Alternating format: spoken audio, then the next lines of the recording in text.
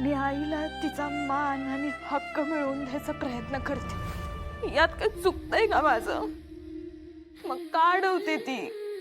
जसं तुला वाटतं तसंच आईला वाटत असेल असं नाही गौरे। आपण बारक्या होतो तेव्हापासून जगाशी झगडत तिनं आपल्याला वाढवलं, तेव्हा तिला तू कमजोर समजणं बंद कर। गरीब गाईसारखी दिसत असली तरी गरज पडल्यावर वाघीण होताना पाहिलंय मी तिला। आपल्यासाठी समजा जगाशी झगडते ना ती, मग ते जनार्दन पुढे का खच खाती? कारण तिने तिची वाट निवडली आहे। तू ती बदलायला जाऊ नकोस। वादळ वाऱ्या संकट झगडण्यात काहीच अर्थ नसतो अशी आपली आई का सांगते माहित आहे तुला?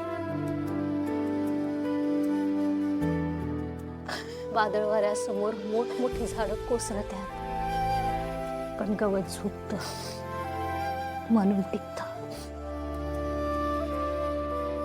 वनव्यात जळू दे, उन्हाळ्यात करपू दे, गवत सगळं सोसत तग धरून उभं राहतं। आणि पावसाची एक बारीकशी सर जरी आली तरी परत तरारून उभं राहतं। आपल्या आईचं बी तसंच आहे बघ। तिला एकच माहित आहे, आपल्या लेकींसाठी तग धरून उभं राहणं। तुझं बी बरोबर आहे गौरे, पण मला एकच माहित आहे, आपल्या आईनं आपल्यापेक्षा जास्त पावसाळे पाहिले हे आपण विसरायला नाही पाहिजे ना। तेव्हा आई जो निर्णय घेईल तो तुला मला समजत नसल, पण तो योग्यच असेल, कळतंय? आईवर विश्वास ठेव।